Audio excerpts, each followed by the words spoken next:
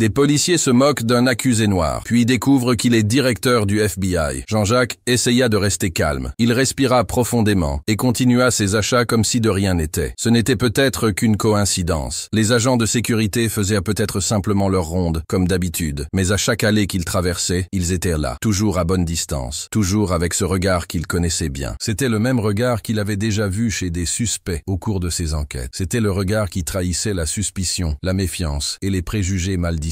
Lorsque Jean-Jacques arriva dans le rayon des produits laitiers, il perdit finalement patience. L'injustice qu'il subissait lui faisait très mal. Cette douleur venait de nombreuses années de petites offenses qu'il avait apprises à accepter sans se plaindre. Il s'était rendu compte qu'il devait faire 2 fois plus d'efforts que ses collègues blancs pour prouver qu'il méritait d'être là où il était. Il se sentait remis en question non pas pour ce qu'il faisait, mais pour la couleur de sa peau. Jean-Jacques se retourna brusquement pour regarder les 2 agents de sécurité. Ils étaient à nouveau en train de l'observer. Le bruit du supermarché semblait s'être atténué autour de lui. C'était comme si l'endroit sentait qu'il allait se passer quelque chose d'important. Les yeux des 3 hommes se croisèrent pendant un moment qui sembla durer une éternité. Il y avait une tension inexprimable et des significations importantes qui dépassaient la situation actuelle. Jean-Jacques voyait sur les visages des agents de sécurité un mélange de surprise et de détermination. Ils ne semblaient pas s'attendre à être défiés, mais ils étaient prêts à défendre leur travail. C'était un moment qui allait changer non seulement leur journée, mais peut-être aussi leur vie. La question sortit de la bouche de Jean-Jacques avec une dignité blessée. Elle résonna dans les allées du supermarché comme un coup de tonnerre lointain. Il voulait savoir « Pourquoi me suivez-vous » Sa voix, habituellement calme et ferme, grâce à de nombreuses années passées à gérer des situations difficiles et à garder le contrôle dans des moments tendus, était maintenant teintée d'un mélange intense de colère et de surprise. Les 2 agents de sécurité se regardèrent rapidement. Ils semblaient réfléchir ensemble à la meilleure réponse à donner dans cette situation inattendue. Jean-Jacques pouvait lire dans leurs yeux une froideur pensive. Il y avait une arrogance silencieuse, comme s'ils disaient qu'ils n'avaient d'explication à donner à personne, pas même à lui. Le silence qui suivit fut plus assourdissant que n'importe quel cri. Il fut plus blessant que n'importe quelle insulte directe. C'était un silence chargé de préjugés qui venaient de loin. Des années de discrimination étaient devenues monnaie courante. Le système avait permis à des hommes comme eux de penser qu'ils pouvaient traiter les autres comme des suspects uniquement en raison de leur apparence. Pour Jean-Jacques, ce silence révélait tout ce qui n'allait pas dans sa carrière. Il voyait toutes les injustices contre lesquelles il avait tenté de lutter se retourner contre lui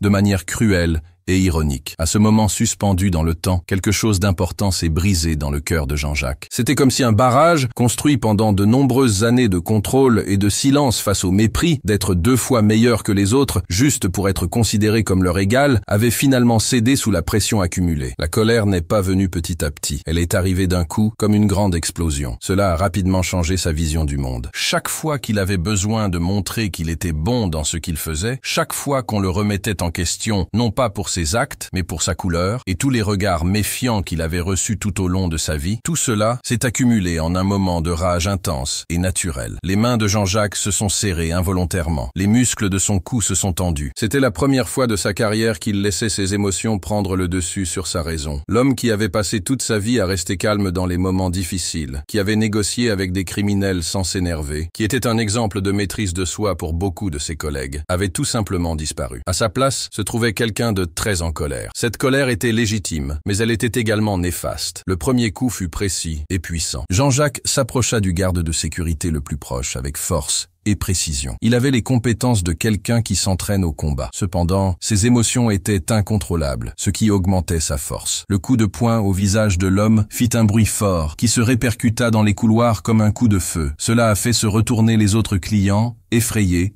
et apeuré. Le garde de sécurité a trébuché et est tombé en arrière. Il a renversé des étagères remplies de produits. Les produits sont tombés et ont fait beaucoup de bruit. Jean-Jacques ne s'est pas arrêté là. Ses nombreuses années d'entraînement et sa connaissance des techniques d'immobilisation se sont ajoutées à sa colère, formant un mélange très puissant. Il se déplaçait avec une grande efficacité. Chaque coup était pensé pour faire le plus de dégâts possible. Chaque mouvement suivait le précédent, comme une danse dangereuse qu'il avait apprise au fil de nombreuses années de travail. Le 2e agent de sécurité a essayé de l'aider. Il a pris sa matraque et a crié quelque chose d'incompréhensible. Mais Jean-Jacques n'arrivait ni à entendre, ni à réfléchir correctement. C'était comme si toutes ces années d'injustice refoulée avaient trouvé un moyen de s'exprimer. Rien au monde ne pouvait arrêter ce soulagement de frustration et de douleur. Le désordre s'empara du supermarché, semant la peur et la confusion parmi tous les clients. Ceux-ci criaient et se précipitaient vers les sorties. Des caddies abandonnés roulaient dans les allées. Les employés se cachaient derrière les comptoirs. Ils essayaient désespérément d'appeler la sécurité. Le bruit était assourdissant. Les étagères tombaient et les produits se répandaient sur le sol. Les gens criaient de peur. De plus, on entendait des coups violents qui semblaient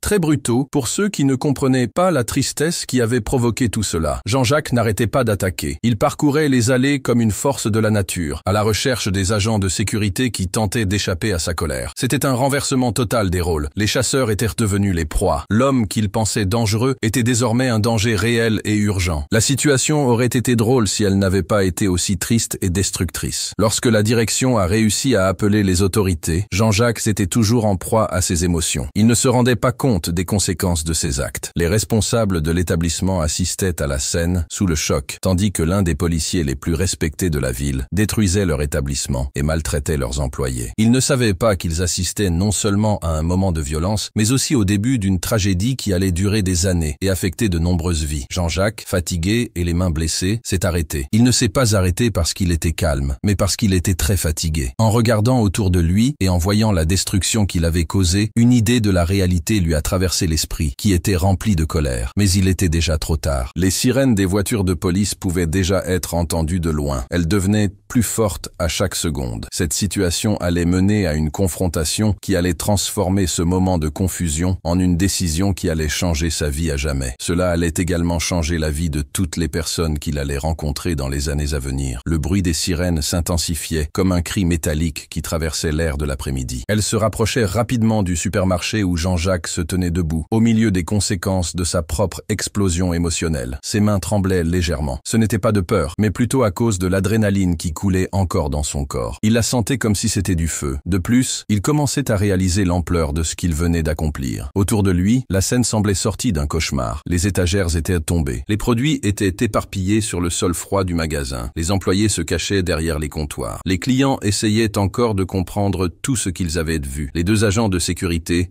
blessés et honteux, s'entraidaient pour tenter de retrouver un peu de dignité. Leurs uniformes étaient déchirés et leurs visages portaient les traces de la violence inattendue qui leur avait été infligée. Jean-Jacques les regardait avec un sentiment mitigé de joie simple et de peur grandissante. C'était comme s'il se réveillait lentement d'un rêve et commençait à comprendre les conséquences désastreuses de ses actes. Il savait que son travail, son image et toute la vie qu'il avait construite avec tant de soin pendant de nombreuses années allaient s'effondrer comme un château de cartes. Tout cela à cause de quelques minutes de colère incontrôlée. Les premières voitures de police arrivèrent avec le bruit des sirènes et les gyrophares allumés. Le parking du supermarché ressemblait à une zone de guerre. Les policiers sortirent des voitures avec une organisation que Jean-Jacques connaissait bien. Ils avaient leurs armes à la main, mais pointées vers le sol. Leurs mouvements étaient coordonnés, comme s'ils avaient été longuement répétés. Parmi eux se trouvait Antoine. C'était un officier expérimenté, âgé d'environ 35 ans. Son corps était musclé, résultat d'années passées à affronter le danger dans les rues. Ses yeux sombres scrutaient rapidement les environs. Il essayait de comprendre à quel point la situation était dangereuse. Il réfléchissait également à la meilleure façon d'agir. James se tenait à ses côtés. James est son partenaire depuis plus de 5 ans. C'est un homme plus jeune, mais également très expérimenté. La réputation de James pour sa force dans les rues était connue dans toute l'entreprise. Tous deux avaient répondu à de nombreux appels similaires au cours de leur carrière. Mais cette fois-ci, il y avait quelque chose de différent. Il y avait une tension dans l'air que ni l'un ni l'autre ne comprenaient vraiment. Ils ne savaient pas encore qu'ils allaient affronter non seulement un suspect dangereux, mais aussi l'un de leurs propres collègues. Cet homme avait donné sa vie pour les mêmes idéaux qu'ils avaient juré de protéger. Lorsque les policiers entrèrent dans la pièce, leurs bottes résonnèrent sur le sol jonché de débris. Le bruit ressemblait à un rythme de marche qui semblait annoncer l'arrivée de l'autorité et de l'ordre. Jean-Jacques les vit arriver avec un mélange de défi et de respect pour leur travail. Il pouvait percevoir dans leurs mouvements la même technique qu'il avait enseignée à de nombreux nouveaux membres au fil des ans. C'était la même posture prudente mais ferme qu'il avait lui-même adoptée dans plusieurs situations similaires. C'était très difficile de se trouver de l'autre côté, d'être la personne qui souffre plutôt que celle qui fait respecter la loi. Antoine décida d'agir, comme il le faisait souvent dans les moments difficiles. Il s'approcha, les mains légèrement levées, essayant de calmer la situation. Mais en même temps, il était prêt à agir rapidement si nécessaire. « Monsieur, restons calmes », dit-il d'une voix forte mais calme. Il avait appris à parler ainsi après avoir aidé pendant de nombreuses nombreuses années des personnes très émotives. Personne ne doit être blessé. Parlons-en et réglons cela de manière civilisée. Ces paroles résonnèrent dans le supermarché calme. La climatisation semblait également ne pas fonctionner. Cela rendait l'endroit étouffant et chargé de tension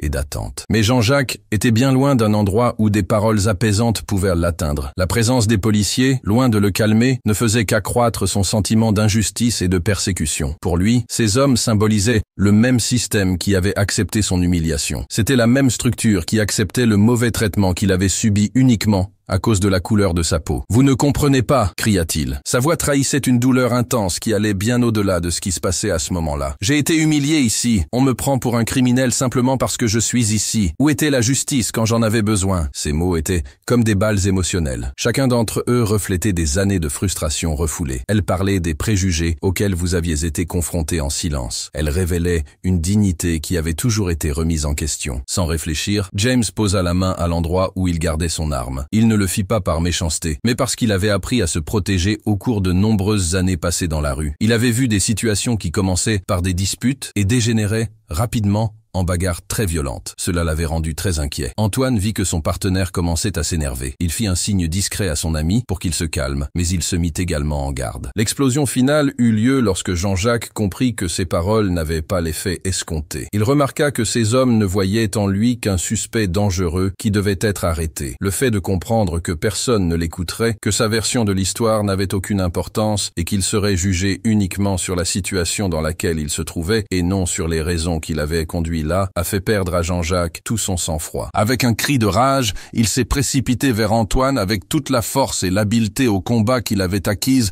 au cours de ses 20 années de service dans la police. Son coup de poing fut précis et puissant. Il frappa Antoine au visage avec une telle force que celui-ci perdit l'équilibre et tomba en arrière. Ses genoux ne retinrent pas le choc alors qu'il essayait de toutes ses forces de ne pas s'évanouir. Le bruit de l'impact résonna dans le supermarché, semblable à un coup de feu. Cela poussa James à agir rapidement. Il sortit son arme et cria des ordres, mais personne ne comprit rien à cause de la confusion qui s'ensuivit. D'autres agents arrivèrent pour prêter main forte et se précipitèrent à l'intérieur. Leurs voix se mêlaient dans un mélange d'ordres et d'alertes importantes. James, voyant son ami à terre et probablement gravement blessé, n'hésita pas et utilisa son arme. Le premier coup de feu était un avertissement pour que Jean-Jacques s'arrête alors qu'il courait. Mais l'homme, qui était très agité, n'entendait pas les menaces qui lui étaient adressées. Lorsque Jean-Jacques continua d'avancer, semblant prêt à attaquer à nouveau, James tira une nouvelle fois, voulant maintenant en finir. Le bruit des coups de feu a transformé cet endroit déjà confus en une zone de guerre dans la ville. Les sons rebondissaient sur les murs du supermarché et faisaient un bruit très fort et désagréable. Jean-Jacques, se déplaçant rapidement comme un animal blessé, a réussi à esquiver les coups de feu tout en courant vers les sorties. Son esprit était désormais uniquement concentré sur sa survie. De plus en plus de renforts arrivaient. Les sirènes hurlaient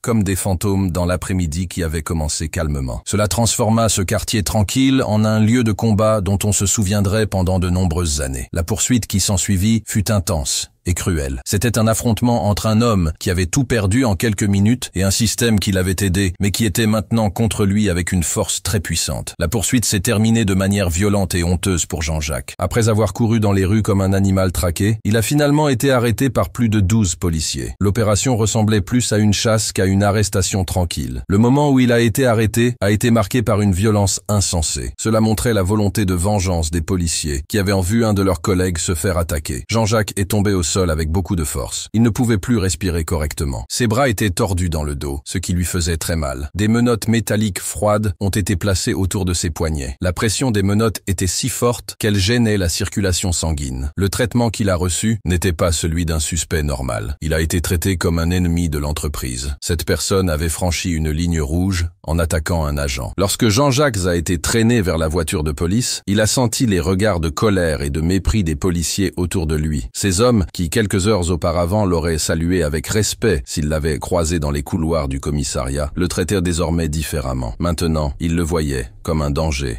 un traître, quelqu'un qui avait sali la réputation de l'organisation par ses actions étranges. Le trajet jusqu'au commissariat fut très difficile et sans conversation. Jean-Jacques fut placé dans le coffre de la voiture de police. Il fut traité comme un objet dangereux plutôt que comme une personne ayant des droits. Dans cet espace exigu et sombre, où l'odeur de caoutchouc et d'essence lui piquait le nez, il repensa à sa chute vertigineuse. Quelques heures auparavant, il était l'un des hommes les plus respectés de la police. Ses ordres étaient suivis sans discussion. Ses décisions changeaient la vie de nombreuses personnes. À présent, il était traité comme un criminel ordinaire. Sa dignité était brisée et sa réputation était en lambeaux. Le bruit du moteur et les mouvements de la voiture lui faisaient penser à des choses tristes. Il essayait de comprendre comment un simple trajet au marché avait pu devenir le pire jour de sa vie. À chaque virage, son corps heurtait les parois métalliques de l'endroit où il se trouvait. Chaque choc lui rappelait qu'il était désormais un prisonnier. Une fois arrivé au poste, les mauvais traitements continuèrent. Jean-Jacques fut tiré hors du coffre comme un sac de pommes de terre. Ses pieds ne touchaient presque pas le sol. 2 policiers le tenaient par les bras et le conduisaient vers l'entrée du bâtiment qu'il connaissait si bien. Le bâtiment où il avait travaillé pendant si longtemps se dressait désormais devant lui, comme une grande forteresse. Les murs étaient en briques rouges et les fenêtres étaient grillagées. Elles semblaient plus effrayantes que jamais. Les employés qui l'ont vu arriver ainsi n'ont pas pu cacher leur stupéfaction et leur peur. Certains parlaient à voix basse entre eux, essayant de comprendre comment l'un des dirigeants les plus respectés de l'entreprise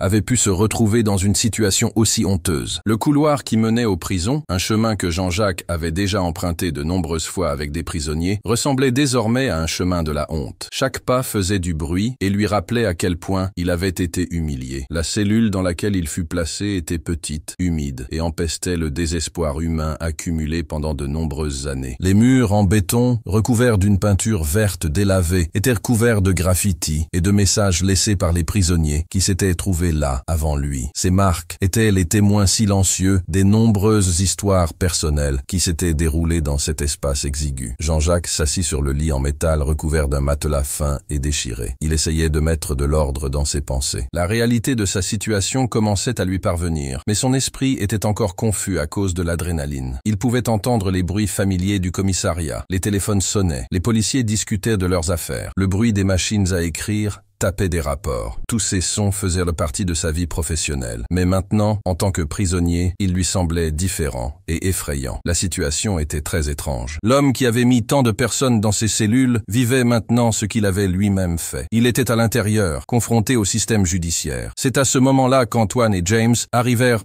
près de sa prison. Ils avaient le visage couvert de blessures et étaient remplis de haine pour cet homme qui avait blessé l'un des membres de leur groupe. Antoine portait encore les traces du coup violent qu'il avait reçu. Son visage était enflé et bleu. Cela rappelait la violence qui s'était déroulée cet après-midi-là. James était près de son partenaire. Ses yeux étaient froids et attentifs. Il regardait Jean-Jacques comme un animal regarde sa proie blessée. Le rapport de force avait complètement changé. Maintenant, ils avaient tout le contrôle. Jean-Jacques était sans défense, dépendant de la bonté d'hommes qui ne voulaient clairement pas être bons. Ce qui s'est passé ensuite a clairement montré comment le pouvoir peut changer même les personnes qui promettent de prendre soin et d'aider les autres. « Regardez qui est là », dit James, avec un sourire malveillant qui ne reflétait aucune joie dans ses yeux. Le grand combattant qui a failli mettre mon ami KO. Sans prévenir, il cracha à travers les barreaux de la cellule. La salive atteignit Jean-Jacques en plein visage. Ce geste exprimait autant de mépris que la volonté d'humilier encore plus cet homme qui avait eu le courage de les défier. Après cet acte, un rire grave et malveillant résonna dans les couloirs du commissariat. C'était un son qui semblait venir tout droit de l'enfer. Antoine,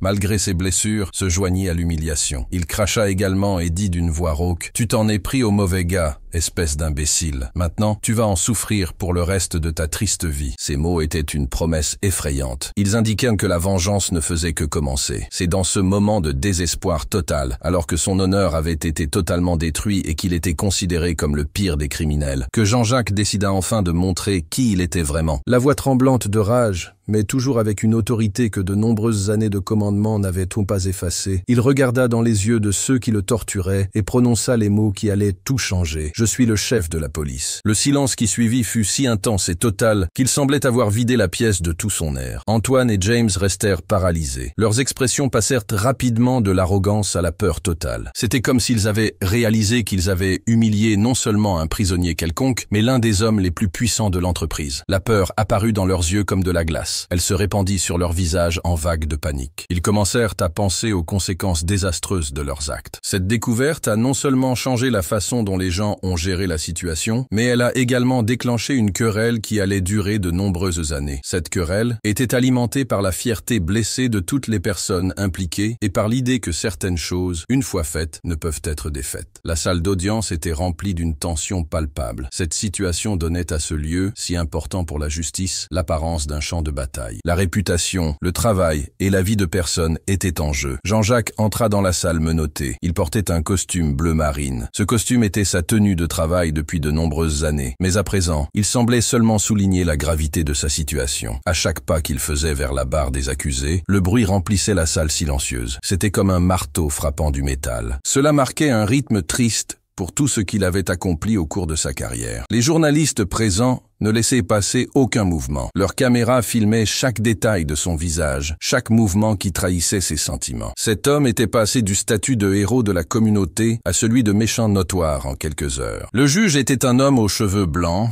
âgé d'une 60aine d'années, et ayant de nombreuses années d'expérience dans des affaires difficiles. Il observait la scène avec sérieux. Cela montrait qu'il comprenait l'importance de ce procès. Jamais auparavant, un chef de la police n'avait été accusé d'avoir attaqué ses propres policiers dans une situation aussi médiatisée et controversée. Jean-Jacques sentait que tout le monde dans la salle le regardait. C'étaient des regards pleins de curiosité, de jugement et d'un certain intérêt pour ce qui lui arrivait. Parmi les personnes présentes, il reconnut les visages de certains de ses collègues. Certains lui faisaient des signes discrets pour lui montrer leur soutien. D'autres, cependant, détournèrent le regard, comme si sa présence pouvait nuire à leur propre réputation. Les médias ont fait de son affaire un sujet important dans tout le pays. Ils l'ont parfois présenté comme une victime de racisme à grande échelle, parfois comme un policier corrompu qui avait révélé sa véritable nature agressive. Les opinions des gens étaient très divergentes. Certaines pensaient qu'il était un héros pour avoir bien réagi à une insulte grave. D'autres pensaient qu'il était un criminel ordinaire qui avait utilisé son poste pour échapper longtemps à toute sanction pour ses actes. Cette division révélait des problèmes sociaux plus graves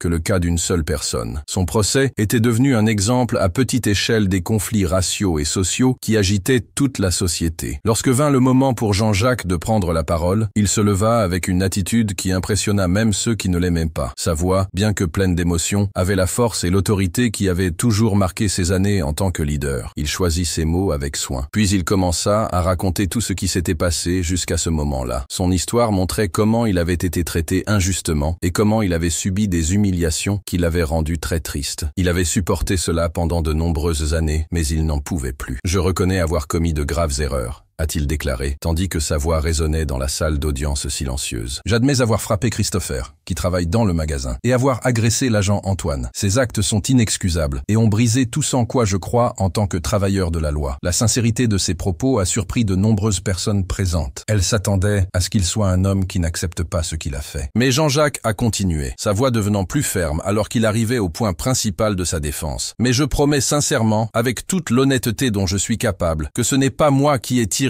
et toucher une personne innocente dans le magasin. Cette accusation est fausse. Elle tente désespérément de transformer une situation déjà triste en quelque chose de pire. La tension dans la salle d'audience était palpable lorsqu'Antoine a été appelé à la barre. Le policier portait encore les traces de la bagarre. Son visage était un peu enflé et montrait que des violences avaient eu lieu. Lorsqu'il s'est adressé au jury, sa voix était empreinte d'une véritable colère qui trahissait une grande émotion. « Jean-Jacques doit être reconnu coupable de toutes les accusations », a-t-il déclaré avec une certitude absolue. Ces actes, irresponsables et violents, sont à l'origine de toute cette tragédie. La police ne faisait que son travail. Elle avait répondu à un appel signalant qu'une personne se montrait violente et effrayait les clients d'un magasin. Il était impossible de savoir qu'il s'agissait d'un collègue. Même si nous l'avions su, cela n'aurait pas justifié l'agression dont il s'était rendu coupable envers des personnes innocentes et envers nous. Nous essayions simplement de faire notre travail. Ces paroles ont été accueillies par des murmures d'approbation de la part de certaines personnes dans le public. C'était surtout le cas de ceux qui considéraient la situation comme une question d'ordre public et de respect envers la police. C'est à ce moment crucial que la femme d'Antoine, Priscilla, a décidé d'agir de manière totalement surprenante et intense. Une femme d'une trentaine d'années, aux cheveux bruns et aux yeux brillants de colère maternelle, s'est levée de sa place dans la tribune. Elle s'est mise à crier des accusations contre Jean-Jacques avec une émotion qui a surpris toutes les personnes présentes. « Vous avez détruit notre famille », a-t-elle crié. Sa voix a résonné dans la salle d'audience comme un couteau tranchant. « Mon mari a failli mourir à cause de votre agression. Ma fille fait des cauchemars tous les jours. C'est parce qu'elle a vu son père rentrer à la maison blessé et très triste. Vous n'êtes pas un policier. Vous êtes un monstre qui utilise son travail pour effrayer et blesser des gens qui n'ont rien fait de mal. » Ces mots étaient chargés d'émotion. Chaque accusation était empreinte d'une douleur véritable qui touchait profondément toutes les personnes présentes. Le juge tenta de remettre de l'ordre. Il frappa plusieurs fois son marteau, mais Priscilla n'a pas arrêté de parler. Elle était déterminée à montrer toute la colère et la frustration qu'elle avait accumulée depuis l'incident. Ce qui s'est passé ensuite a surpris même les juges les plus expérimentés de ce tribunal. Jean-Jacques, qui était resté calme pendant tout le procès, s'est finalement laissé emporter par la colère lorsque Priscilla l'a attaqué avec des mots. Dans un moment d'égarement qui rappelait ce qui s'était passé auparavant au supermarché, il s'est soudainement levé et s'est dirigé vers sa femme. Il lui a donné un coup de poing qui l'a frappé violemment au visage, la faisant s'évanouir sur le coup. Le bruit de l'impact a résonné dans la salle d'audience, comme un coup de feu. Puis, un silence complet s'est installé, qui n'a duré que quelques secondes. Après cela, tout est devenu très confus. Antoine, voyant sa femme s'effondrer, a crié comme un animal blessé. Il s'est jeté sur Jean-Jacques, avec une rage qui semblait plus forte que toute pensée de loi ou d'ordre. Les deux hommes se sont battus violemment sur le sol du tribunal. Ils se frappaient, sans se soucier des conséquences. Les personnes qui assistaient à la scène criaient et couraient pour se protéger. L'aide apportée par l'avocat de Jean-Jacques fut très surprenante et intense. Cet homme, un avocat de la défense très expérimenté âgé de 50 ans, qui avait travaillé sur des affaires difficiles toute sa vie, n'hésita pas à donner un coup de pied violent à Antoine pour l'éloigner de son client. Son geste, même s'il pouvait être considéré comme inapproprié, fut efficace pour mettre fin à la violence qui aurait pu détruire le tribunal. Les agents de sécurité ont réussi à remettre de l'ordre. Ils ont séparé les personnes qui se battaient et ont ramené le calme dans la salle qui était très confuse. Le juge, visiblement affecté par la grande violence dans son tribunal, a décidé de reporter le procès au lendemain. Il s'est rendu compte que la clarté nécessaire pour prendre une décision juste avait été totalement compromise par les événements inattendus auxquels il venait d'assister. Ce report signifie que toutes les personnes impliquées auront une nuit pour réfléchir à ce qui s'est passé. Mais cela prolonge également la souffrance de ceux dont la vie a été ruinée par cette série de violences et de vengeances. Le lendemain matin, l'atmosphère était encore plus lourde et pleine d'attente que la veille. Le tribunal semblait avoir accueilli la violence de la veille. Ses murs rappelaient les cris et la confusion. Ce lieu de justice était devenu un champ de bataille personnel. Jean-Jacques est entré dans la salle, menotté et enchaîné. Il s'agissait d'une mesure de sécurité supplémentaire demandée par le juge après les événements inhabituels qui s'étaient produits lors de la première audience. À chaque pas qu'il faisait, un bruit métallique se propageait dans la salle silencieuse. Ce bruit semblait annoncer la fin de tout ce qu'il avait accompli dans sa vie. Son visage trahissait son manque de sommeil et sa nervosité. Il avait des rides d'inquiétude qui semblaient s'être accentuées pendant une nuit passée à réfléchir au choix qu'il avait été conduit là. Antoine et James avaient les mains menottées, une mesure qui montrait que le juge ne voulait plus accepter d'actes de violence dans son tribunal. Cela valait pour tout type de provocation ou de situation qui pourrait se présenter. La salle d'audience était clairement différente. Les personnes qui assistaient au procès, même si elles étaient nombreuses, restaient à distance les unes des autres. Elles semblaient craindre que la bagarre de la veille ne se reproduise. Les journalistes parlaient à voix basse entre eux. Ils avaient leurs caméras prêtes à filmer le moindre mouvement ou la moindre expression susceptible de faire la une des journaux du soir. Le jury, composé de 12 personnes ordinaires qui s'étaient retrouvées par hasard dans une situation qui les dépassait, regardait tous les présents avec un mélange de curiosité et de sens civique. Ils avaient la responsabilité de décider de l'avenir d'un homme qui avait passé sa vie à travailler pour le public, mais qui avait franchi des limites que les gens jugeaient inacceptables. La pression était forte sur leurs épaules. Cela se voyait dans leurs expressions tendues et leurs gestes nerveux. Ils comprenaient l'importance de son choix. Lorsque toutes les informations ont été récapitulées avec les nouvelles mesures de sécurité, il est apparu clairement que l'essentiel de l'affaire n'avait pas beaucoup changé. Jean-Jacques a répété ce qu'il avait dit auparavant. Il a reconnu avoir commis des erreurs et blessé des personnes. Mais il a fermement nié avoir tiré et blessé une personne innocente pendant la confusion dans le supermarché. Sa voix, même contrôlée par les menottes et l'attention des agents de sécurité, avait encore le pouvoir de quelqu'un qui croyait fermement à sa propre version de la vérité. « Je reconnais mes erreurs », a-t-il déclaré d'une manière qui a impressionné même ceux qui ne le soutenaient pas. « Mais je n'accepte pas d'être coupable de choses que je n'ai pas faites. La vérité, même si certaines personnes ne l'aiment pas, c'est que la violence a augmenté bien plus que ce qu'une personne normale pourrait imaginer. Au milieu de ce problème, des choses très graves se sont produites et je ne peux pas en être tenu pour responsable. Ces paroles ont été prononcées devant le tribunal avec une telle fermeté que certaines personnes présentes ont commencé à douter de ce qu'elles pensaient de l'affaire. Antoine et James ont continué à accuser Jean-Jacques. Ils l'ont présenté comme le seul responsable de tout ce qui s'était passé et qui avait conduit à cette tragédie. James, en particulier, semblait très déterminé à faire en sorte que Jean-Jacques soit puni le plus sévèrement possible. Sa voix trahissait une colère qui semblait réelle, mais il était également clair qu'il voulait se venger, au-delà de la simple recherche de la justice. Cet homme, dit-il en montrant Jean-Jacques avec beaucoup d'émotion, a utilisé son pouvoir pour effrayer des innocents, a frappé des travailleurs qui ne faisaient que leur travail, a attaqué des policiers qui répondaient à un appel à l'aide, puis a eu le culot d'agresser une femme sans défense dans un tribunal. Il incarne tout ce qu'il y a de pire dans notre profession. Il doit être puni non seulement pour les crimes qu'il a commis, mais aussi pour servir d'exemple à tout autre fonctionnaire qui pense que sa fonction le place au-dessus des lois. Le moment le plus important est arrivé lorsque le juge, après avoir longuement réfléchi, s'est enfin levé pour rendre sa décision. Le silence dans la salle d'audience était si intense qu'on pouvait entendre le bruit de la respiration des gens. Cela créait une atmosphère d'attente qui faisait battre plus fort le cœur de toutes les personnes présentes. Le juge, un homme connu pour son expérience dans les affaires difficiles, a commencé son discours par une analyse détaillée des faits. Il a montré qu'il avait bien réfléchi à toutes les preuves et à tous les témoignages. Cette affaire, a-t-il déclaré avec sérieux, est l'une des situations les plus difficiles et les plus préoccupantes que j'ai jamais rencontrées dans ma carrière. Nous ne sommes pas seulement confrontés à des actes de violence. Nous traitons également de questions importantes concernant la justice, la discrimination, la responsabilité et les limites de ce qui est acceptable pour les citoyens ordinaires et pour ceux qui ont promis de prendre soin et de protéger notre communauté. La décision, lorsqu'elle est enfin tombée, a été très dure. Jean-Jacques Torres,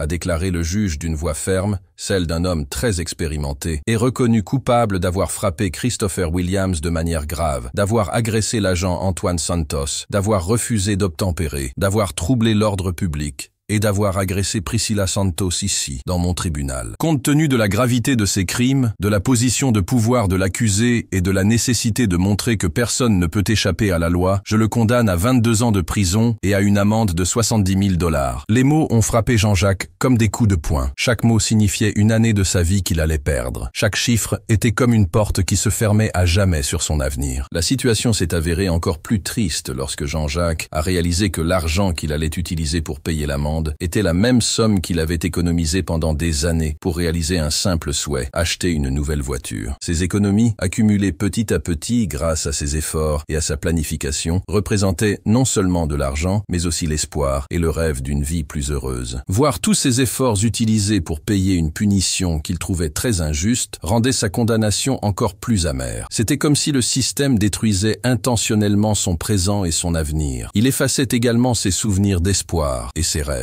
La différence entre le destin de Jean-Jacques et celui d'Antoine et James était très forte. Cela renforçait encore plus le sentiment d'injustice de Jean-Jacques. Les deux officiers, bien qu'ils aient été très impliqués dans les violences et aient eu un comportement douteux tout au long du procès, sont sortis du tribunal en hommes libres. Leurs carrières étaient intactes et leur réputation protégée par le système qui avait décidé de faire de Jean-Jacques le coupable. Ils ont quitté le tribunal sous les flashs des appareils photo. Ils ne ressemblaient pas à des héros, mais plutôt aux vainqueurs d'un combat qui avait coûté beaucoup plus cher qu'il n'aurait dû. Jean-Jacques, quant à lui, a été emmené hors du tribunal, les mains menottées. Sa chute était désormais gravée dans le marbre. Il était passé du statut de défenseur de la loi à celui de victime la plus connue. L'injustice de cette différence de traitement alimentaire a fait naître en lui une colère qui a grandi comme une maladie pendant les nombreux mois de prison qui ont suivi. Cette colère a fait germer l'idée de se venger. Cette vengeance, en fin de compte, allait affecter non seulement sa vie, mais aussi celle de tous ceux qui avaient contribué à détruire la sienne. Le temps que Jean-Jacques a passé en prison a été un changement énorme et organisé dans tout ce qu'il était en tant que personne et en tant qu'être humain. La prison, avec ses murs de béton froid et ses routines qui enlèvent toute dignité, fonctionnait comme une machine qui détruit les gens. Elle réduit l'humanité des gens à ses aspects les plus simples et les plus basiques. Chaque jour qui passait, il apprenait des choses difficiles sur le pouvoir, la hiérarchie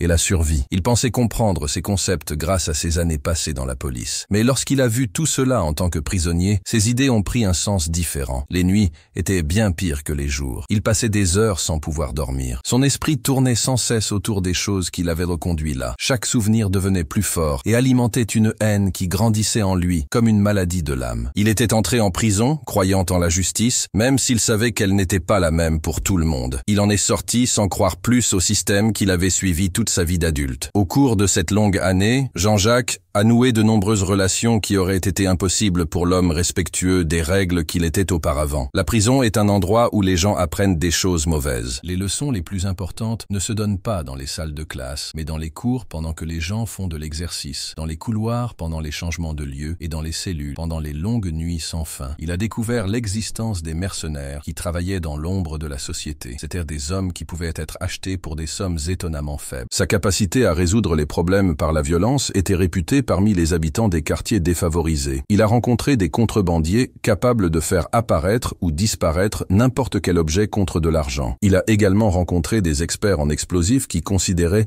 la destruction comme un art. De plus, il a rencontré des personnes qui se consacraient à éliminer les problèmes, comme si c'était une journée de travail comme les autres. Chaque conversation simple, chaque petite faveur et chaque geste d'amitié qui semblait forcé ont formé un ensemble de ressources qu'il utiliserait lorsqu'il retrouverait enfin sa liberté. De plus, le temps passé en prison a renforcé sa vision de l'injustice. Cela s'est transformé en quelque chose de beaucoup plus sérieux, un plan de vengeance détaillé. Ce plan a été amélioré et perfectionné au cours de nombreuses heures de réflexion solitaire. Jean-Jacques n'était plus la personne qui réagissait rapidement lorsqu'il se sentait humilié. Il était désormais devenu quelqu'un capable de réfléchir clairement et de planifier de manière organisée la destruction de toutes les personnes qu'il jugeait responsables de sa défaite. Chaque nom de la liste a été analysé avec le plus grand soin. Chaque faiblesse personnelle et professionnelle a été identifiée avec la précision d'un planificateur militaire. Christopher, l'employé qui avait causé toute cette tragédie. Antoine et James, les policiers qui s'en étaient tirés sans aucune sanction. Le juge qui avait rendu ce verdict qu'il jugeait très injuste. Tous étaient devenus non seulement des ennemis, mais aussi des cibles dans un jeu dangereux que Jean-Jacques était déterminé à gagner. Le nouveau procès apparut comme une lumière au bout d'un long tunnel sombre, mais cette lumière n'apportait pas d'espoir. Elle n'apportait que la possibilité de réaliser les plans nés dans la tristesse de la prison. Jean-Jacques trouva un meilleur avocat. Cet avocat réussit à mettre en évidence des erreurs dans la procédure et des violations des droits qui n'avaient pas été remarquées lors du premier procès. Des preuves qui avaient été mal interprétées ont été réexaminées.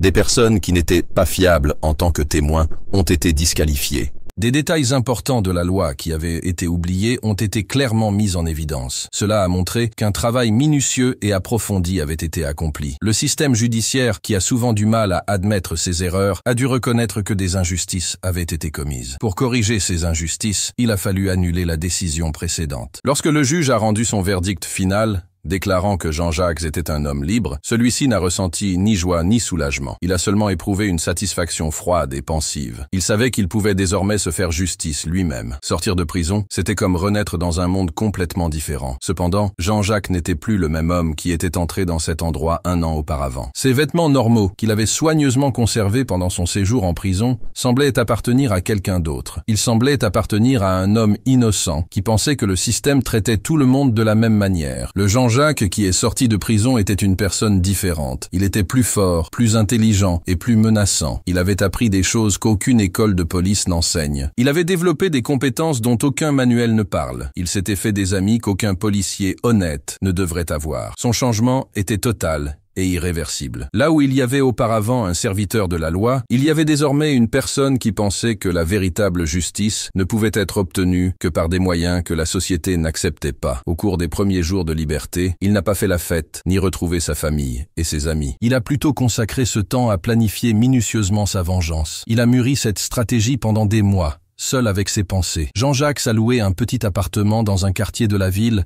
où les gens ne posaient pas de questions. Il a ouvert des comptes bancaires sous de faux noms. Il a ensuite commencé à utiliser les contacts qu'il s'était faits pendant son incarcération. Chaque appel était passé depuis un téléphone public différent. Chaque rendez-vous avait lieu dans un endroit soigneusement choisi pour ne pas être facilement repérable. Chaque échange d'argent était effectué de manière à ne laisser aucune trace pour les enquêteurs qui pourraient enquêter par la suite. Il avait appris auprès des meilleurs voleurs du pays. Il allait maintenant mettre à profit ses leçons avec la discipline et l'efficacité qui avaient marqué sa carrière de policier. La liste de ses cibles était gravée dans son esprit avec une clarté parfaite qui n'avait pas faibli pendant son séjour en prison. Christopher serait le premier. Il n'était pas seulement celui qui avait déclenché toute cette tragédie. Sa faiblesse en faisait une cible plus facile et plus intéressante. Un simple vendeur n'aurait pas les moyens ni les contacts nécessaires pour se protéger efficacement contre le genre de vengeance que Jean-Jacques avait en tête. Antoine et James viendraient plus tard. Leur cas nécessitait plus d'attention et de préparation. En effet, ils avaient des liens avec la police. Il y avait également un risque que leur mort ou leur disparition fasse l'objet d'une enquête plus approfondie. Le juge serait la dernière personne à affronter et la plus difficile. C'est un homme qui occupe une position importante dans la justice. Cette position le protège beaucoup. Il existe de nombreuses règles de sécurité qui rendent toute tentative d'agir contre lui très dangereuse. Jean-Jacques ne se laissait pas intimider par les risques ou les difficultés. Il avait appris que le calme et la détermination pouvaient surmonter tous les obstacles, aussi compliqués ou bien rémunérés soient-ils. La machine à vengeance avait été construite et améliorée pendant une année de souffrance. Il était maintenant temps de l'utiliser et de vérifier si la véritable justice pouvait être obtenue par des moyens que les gens de la société civilisée ont tendance à éviter ou à nier. Christopher Williams n'aurait jamais pensé que le fait de suivre Jean-Jacques ce jour-là au marché serait le début d'une série d'événements qui finirait par le frapper comme une vague de violence et de peur. Pendant l'année où Jean-Jacques était en prison, Christopher a essayé de vivre normalement. Il a continué à travailler au même endroit et à saluer les mêmes clients. Il a fait semblant que les cauchemars nocturnes et les crises d'angoisse qui le tourmentaient depuis l'incident n'étaient que des problèmes passagers qu'il oublierait bientôt. Il avait l'habitude de regarder souvent derrière lui, surtout dans les allées du supermarché où tout avait commencé. Mais avec le temps, comme rien de grave ne se passait, Christopher a commencé à penser qu'il s'était peut-être débarrassé des conséquences de son acte. Ce sentiment de sécurité trompeur allait prendre fin de manière violente un mardi soir. C'est alors qu'il a découvert que Jean-Jacques était sorti de prison. Sa mémoire était bien plus longue et pleine de ressentiments que Christopher ne pouvait l'imaginer. La façon dont Jean-Jacques s'est vengé de Christopher était très bien planifiée et cruelle. Cela montrait à quel point l'expérience de la prison avait changé Jean-Jacques. Jean-Jacques n'a pas décidé d'affronter Christopher directement. Cette idée aurait pu être facile à découvrir et très risquée. Il a préféré utiliser les amis militaires qu'il s'était fait en prison. Ces hommes pouvaient être achetés avec de l'argent et étaient connus pour être doués pour semer la douleur et la peur parmi les criminels. Ces mercenaires n'étaient pas des criminels de droit commun. C'étaient d'anciens soldats qui avaient appris à se battre dans des guerres lointaines et qui utilisaient désormais leurs compétences pour des services bien rémunérés et peu contraignants. Quand ils ont trouvé Christopher sortant du travail par une nuit très sombre, ils n'avaient aucun moyen de se défendre ou de s'enfuir. Il s'agissait d'une action militaire menée contre une personne ordinaire qui n'était pas armée. C'était une manière de montrer son pouvoir qui servait de punition et d'avertissement à ceux qui pourraient songer à désobéir à Jean-Jacques à l'avenir. La violence qui s'ensuivit était organisée et avait pour but d'enseigner. Elle ne servait pas seulement à infliger une douleur physique intense, mais aussi à envoyer un message clair sur le prix à payer pour humilier Jean-Jacques Torres. Christopher reçut des coups très précis. Ceux qui l'agressaient connaissaient de bien le corps humain et savaient où frapper. Chaque coup était destiné à causer une douleur intense, mais sans tuer sur le coup. Les soldats engagés par Jean-Jacques étaient des personnes qui connaissaient la différence entre punir et éliminer. Les instructions qu'ils avaient reçues étaient claires sur ce qu'on attendait d'eux. Ils ont travaillé avec Christopher pendant longtemps, utilisant des techniques apprises lors d'interrogatoires militaires et d'opérations psychologiques. Ils voulaient qu'il comprenne bien pourquoi il souffrait et qui avait ordonné de le punir. Quand ils ont enfin fini avec lui, Christopher était très blessé. Il n'était pas seulement blessé à l'extérieur, mais aussi à l'intérieur. Il était passé d'un homme qui se croyait en sécurité à quelqu'un qui avait appris à ses dépens que certaines actions ont des conséquences qui vont bien au-delà de la protection que la société peut offrir. L'humiliation physique subie par Christopher n'était que le début d'une série d'événements tragiques que Jean-Jacques avait soigneusement planifiés pendant les mois qu'il avait passés en prison. La deuxième étape consistait à détruire la voiture de Christopher. C'était une simple Honda Civic. Cette voiture représentait des années de travail acharné et d'économie pour un homme qui gagnait peu et avait un emploi qui n'offrait pas beaucoup d'avantages, ni de perspectives d'évolution. La voiture n'a pas simplement été cassée ou endommagée. Elle a été entièrement brûlée dans un brasier qui a réduit le métal et le plastique en cendres et en fumée. Cela a détruit non seulement son moyen de transport, mais aussi la sécurité et la tranquillité d'esprit que peut procurer le fait de posséder quelque chose. Le feu qui a brûlé la voiture était visible de loin, à plusieurs kilomètres. Cela a créé une scène impressionnante qui était à la fois une forme d'art et un avertissement. C'était un message clair que Jean-Jacques était de retour. Il pouvait atteindre et éliminer ses ennemis n'importe où et n'importe quand. La quête de cible plus importante et plus sûre a commencé peu après le succès de la mission contre Christopher. Antoine, James et le juge, qui avaient rendu la décision que Jean-Jacques jugeait très injuste, ont réalisé en une seule nuit que leur maison, qui étaient des lieux sûrs pour eux, n'étaient plus des espaces protégés. Elles étaient devenues des cibles faciles, dans une guerre dont ils ignoraient même l'existence. Les invasions ont été menées avec le soin de personnes ayant reçu un entraînement militaire. Elles n'ont pas été commises par des voleurs ordinaires à la recherche d'objets de valeur. Elles ont été menées par des professionnels engagés pour montrer qu'il est facile d'envahir et qu'ils en sont tout à fait capables. Toutes les maisons ont été détruites une par une, puis incendiées. Les incendies ont été déclenchés simultanément à différents endroits de la ville. Cela a créé un spectacle organisé qui a démontré beaucoup de moyens et aussi beaucoup de volonté. Le feu qui a détruit ces maisons n'a pas seulement détruit des biens matériels, il a également détruit le sentiment de sécurité de ces personnes. Elles doivent désormais accepter le fait que quelqu'un avec beaucoup d'argent et une forte volonté a décidé qu'elles étaient des ennemis qui devaient être punis. La peur qui s'est répandue parmi les personnes que Jean-Jacques a attaquées après ces démonstrations de force a été claire et rapide. Christopher se remet encore de ses blessures et se sent mal à cause de la perte de sa voiture. Il a décidé d'agir intelligemment. Il ne veut pas se venger ni appeler la police pour enquêter. Cela pourrait lui causer encore plus d'ennuis. James et le juge, habitués à exercer leur pouvoir sur les autres, se sont soudainement retrouvés victimes potentielles d'une guerre qu'ils ne comprenaient pas bien. Les règles de cette guerre devenaient plus claires et plus difficiles à chaque nouvelle démonstration de force. Ils ont rapidement compris qu'essayer d'utiliser les bons moyens pour se protéger pourrait aggraver la situation. Ainsi, la meilleure façon de rester en sécurité était d'accepter en silence qu'ils avaient perdu un combat qu'ils ne savaient même pas qu'ils menaient. Antoine était spécial et ne ressemblait pas aux autres. Là où Christopher avait été blessé et où les autres avaient été effrayés, Antoine était rempli d'une rage qui égalait celle de Jean-Jacques. La perte de sa maison ne lui avait pas seulement coûté des années d'argent et de souvenirs de famille. Elle avait également porté un coup direct à l'image qu'il avait de lui-même, en tant que personne qui prend soin de sa famille et la fait vivre. Voir sa femme Priscilla et sa fille Elena obligées de séjourner dans des hôtels modestes, tout en affrontant la peur d'avoir perdu tout ce qu'elles avaient,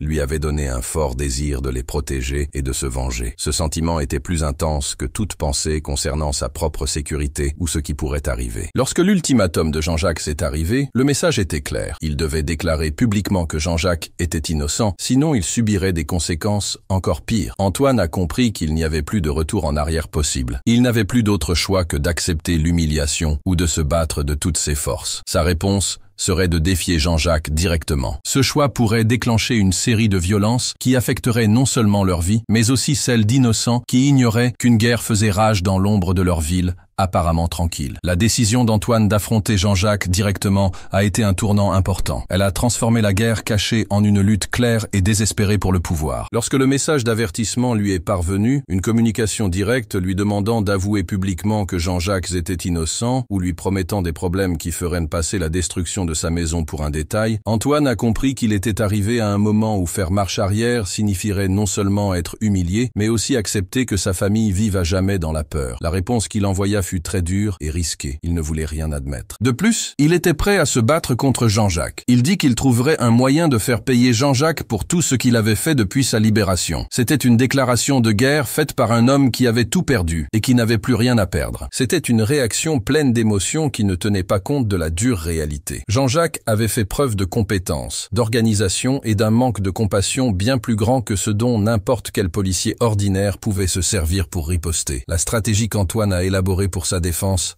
a montré son courage, mais aussi son manque de compréhension de l'ennemi auquel il était confronté. Il a appelé 4 amis policiers, en qui il avait une grande confiance. Ces hommes travaillaient avec lui depuis de nombreuses années. Ils étaient tous indignés par ce qu'ils considéraient comme une injustice commise par un ancien collègue devenu criminel. Ces agents étaient Marcus, qui avait 15 ans d'expérience dans les opérations tactiques. David était un expert en enquête et avait aidé à résoudre de nombreuses affaires difficiles. Roberto était un expert en armes et en combat rapproché. Carlos était un agent plus jeune, mais très dévoué. Il voyait cette opération comme une chance de prouver sa valeur. Ensemble, ils avaient de nombreuses années d'expérience dans la police et une forte volonté de rétablir ce qu'ils considéraient comme l'ordre naturel des choses. Ils ont élaboré un plan à la fois audacieux et risqué. Le plan consistait à kidnapper Jean-Jacques lorsqu'il se rendrait au supermarché. Ensuite, il l'emmènerait dans un endroit reculé en Afrique. Il y serait emprisonné à vie, sans aucune chance d'être retrouvé ou secouru par les autorités. Le plan de l'enlèvement a été minutieusement élaboré au cours de plusieurs semaines d'observation et de préparation. Cela démontrait à la fois leur compétence et leur désespoir grandissant. Antoine et son équipe ont observé les déplacements de Jean-Jacques. Ils l'ont fait avec beaucoup de prudence. Ils ont dessiné les itinéraires qu'il aimait emprunter. Ils ont également noté les heures auxquelles il se trouvait habituellement à certains endroits. Ils ont analysé tous les détails de sa routine depuis sa sortie de prison. L'objectif était de trouver des points faibles à exploiter. Ils ont appris que Jean-Jacques aimait faire ses courses dans le même supermarché où tout avait commencé. C'était une ironie que personne n'avait manqué de remarquer. Il s'y rendait toujours le mercredi matin, lorsqu'il y avait moins de monde et que la sécurité était moins stricte. Le lieu choisi pour le piège était le parking du supermarché. Cet espace était ouvert et comportait plusieurs sorties, mais il y avait également des endroits où les gens ne pouvaient pas voir. Cela facilitait une attaque par surprise. L'action serait rapide et violente. Ils allaient attraper Jean-Jacques lorsqu'il sortirait du supermarché. Tout d'abord, ils allaient lui couvrir les yeux avec une cagoule afin qu'il ne puisse pas voir et ne sache pas qui l'avait attrapé. Ensuite, ils allaient l'attacher avec des cordes solides qui l'empêcheraient de s'échapper. Enfin, ils le mettraient dans le coffre d'une voiture préparée pour cette action. Le piège tendu au début a bien fonctionné. Cela a montré qu'Antoine et son groupe avaient toujours les compétences acquises au cours de leurs années de travail dans la police. Un mercredi après-midi ordinaire, Jean-Jacques est sorti du supermarché avec ses courses. Il a été pris par surprise par une action qui ressemblait beaucoup à une opération menée par des professionnels de l'armée. La cagoule noire qu'ils lui ont enfilée sur la tête lui a couvert les yeux et l'a désorienté. Il ne pouvait donc pas voir correctement ni essayer de se débattre ou de découvrir qui étaient ses agresseurs. Les cordes qui lui liaient les bras et les pieds avaient été mises en place par des hommes qui avaient déjà arrêté de nombreuses personnes au cours de leur vie. Ils l'ont fait de telle manière que le moindre mouvement ne ferait que resserrer les cordes. Le transport du véhicule a été si bien organisé que n'importe quel instructeur de police en aurait été satisfait. Chaque mouvement était bien coordonné afin de réduire le temps d'exposition et d'augmenter le contrôle sur le prisonnier. Lorsque le coffre s'est refermé sur Jean-Jacques, Antoine a ressenti une grande joie. Il était heureux d'avoir enfin réussi à se venger de l'homme qui avait détruit sa vie. La route vers l'aéroport, où Antoine commencerait son voyage vers l'Afrique, était le point culminant de sa mission. Mais c'était aussi le moment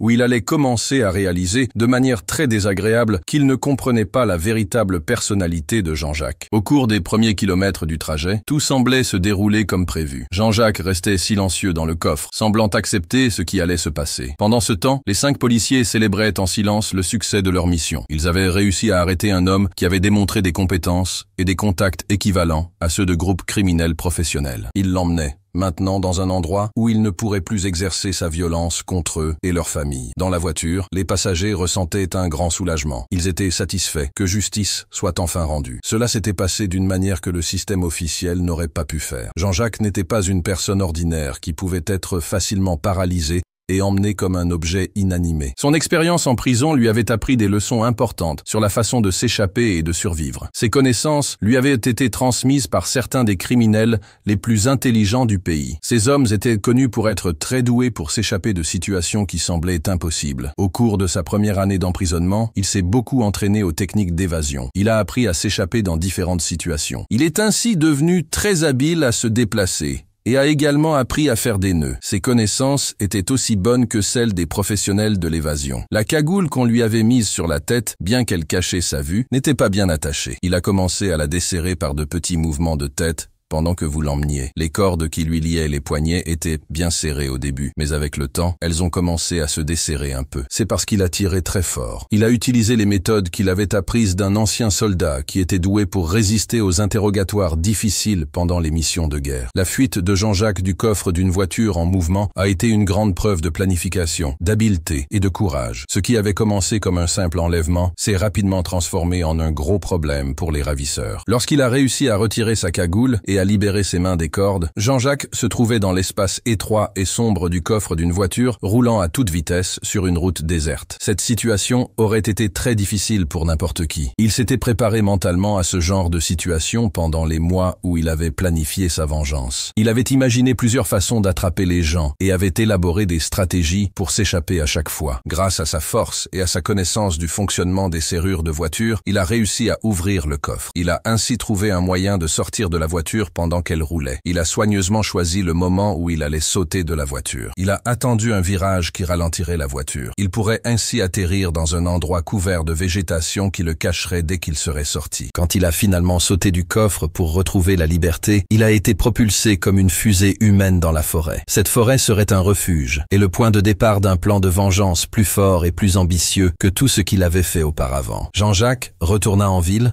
après avoir échappé à un enlèvement. Ce retour apporta en lui un changement plus grand que la transformation que la prison avait opérée dans son comportement. Dans le passé, c'était un homme qui voulait se venger. Maintenant, il était devenu quelque chose de bien plus dangereux. Il était devenu un chasseur sans pitié. Il avait compris que ses ennemis étaient aussi faibles que cruels. La marche dans la forêt dense, où il s'était caché après avoir sauté d'une voiture en marche, lui avait permis de réfléchir à l'ampleur de la trahison dont il avait été victime. Il n'avait pas seulement été trahi par des inconnus, ou des ennemis, mais aussi par des collègues qui avaient enfreint toutes les règles qu'ils avaient juré de respecter. Quand il trouva enfin une route et un moyen de retourner en ville, Jean-Jacques n'était plus le même homme qui était sorti faire ses courses ce mercredi matin-là. C'était une force de la nature pleine de rage. Cette rage dépassait ce qui est normal pour un être humain. Cette force voulait montrer que la violence qu'Antoine avait déclenchée aurait des conséquences pires que ses pires craintes. La première chose que Jean-Jacques a faite en rentrant en ville a été de rassembler un groupe de personnes. Ce groupe allait rendre insignifiantes les ressources qu'il avait utilisées pour se venger auparavant. Pendant son séjour en prison, il s'était lié d'amitié non seulement avec des criminels, mais aussi avec d'anciens soldats qui avaient travaillé dans des opérations spéciales. Ces soldats avaient mal tourné après être revenus de la guerre, où ils avaient acquis des compétences qui n'avaient pas leur place dans une société normale. Ces hommes étaient 10 experts qui avaient démontré leurs compétences lors de missions secrètes dans des combats réels. Ils disposaient d'un niveau de force militaire élevé. Cela faisait passer toute action de vengeance pour une guerre à grande échelle dans les villes avec des ressources presque illimitées. Jean-Jacques ne jouait plus avec des personnes inexpérimentées. Il était en train de constituer une armée privée capable de s'infiltrer dans des lieux, d'enlever et de transporter des personnes en secret. Ses compétences étaient aussi bonnes que celles des meilleures troupes militaires du monde. La rémunération qu'il offrait à ses soldats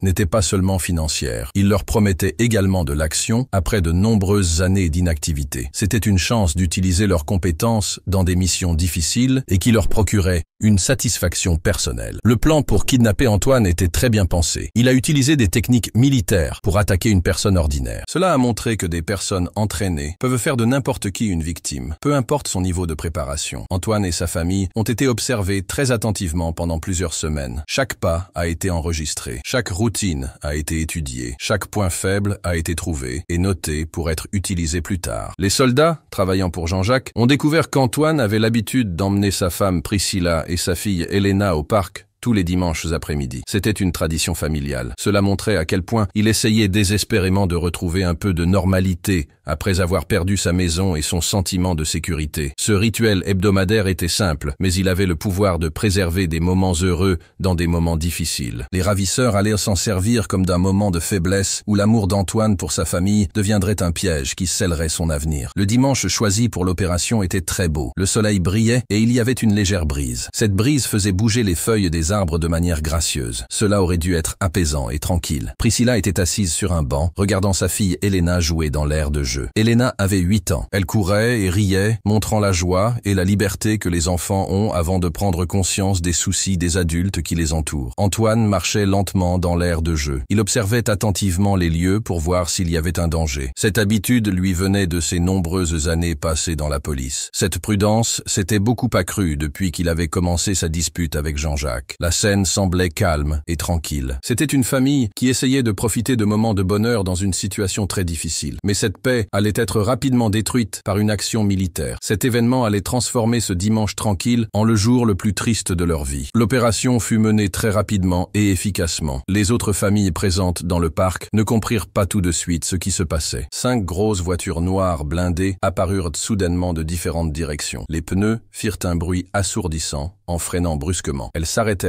à des endroits qui bloquaient toute issue. Les portes des voitures s'ouvrirent en même temps, laissant apparaître des hommes vêtus de noir. Leur comportement et leurs mouvements montraient qu'ils avaient reçu un entraînement professionnel pour les situations de combat. Ils se déplaçaient dans le parc de manière organisée, comme un groupe de soldats attaquant un lieu ennemi. Chaque personne se rendit à un endroit choisi à l'avance, afin d'avoir un meilleur contrôle sur tout et d'empêcher quiconque de s'enfuir ou d'opposer une résistance. Antoine, malgré toute son expérience de policier et le fait qu'il s'attendait à ce que quelque chose comme ça arrive, fut très surpris par la rapidité et l'organisation de l'opération. En quelques secondes, il se retrouva face à de nombreux professionnels. Ces professionnels étaient bien plus efficaces pour neutraliser toute résistance que tout ce qu'il avait pu affronter au cours de sa carrière de policier. Priscilla a rapidement compris qu'elle assistait à l'enlèvement de son mari. Elle était terrifiée et désespérée. Sa réaction a ému même les hommes qui commettèrent le crime, qui étaient normalement très forts et froids. Elle s'est effondrée aux pieds des ravisseurs. Elle suppliait avec beaucoup d'émotion. Ses paroles montraient tout l'amour qu'elle portait à Antoine. Elle savait qu'elle ne le reverrait probablement jamais vivant. « Laissez-le partir, je vous en supplie !» criait-elle. Ses mains essayaient d'agripper les jambes des hommes en noir. Elle voulait mettre fin à ce qui était en train de se passer. Il a une famille, une petite fille qui a besoin de lui. Faites de moi ce que vous voulez, mais laissez mon mari partir. Elle implorait de l'aide en pleurant. Les larmes coulaient sur son visage. C'était une scène d'une grande douleur humaine. Cela contrastait fortement avec l'attitude froide et calculée des professionnels qui détruisaient sa famille. Elena, encore trop jeune pour comprendre, se mit à pleurer sans réfléchir. Ses cris d'enfant rendirent la situation encore plus triste et difficile à regarder. Antoine a été arrêté et emmené du parc avec la même efficacité que toute l'opération. Il a eu un dernier moment pour regarder sa femme et sa fille dans les yeux. Il a essayé de bien se souvenir de leur visage, dans une tentative de garder un peu d'amour et d'humanité. Cela s'est passé avant qu'il ne soit emmené dans un endroit dont il savait qu'il serait pour toujours. Le moyen de transport qu'il attendait n'était pas une voiture normale. C'était un camion conçu pour transporter des personnes illégalement. Il comportait des cachettes qui le rendaient difficile à repérer par les autorités. L'endroit où ils allaient emprisonner Antoine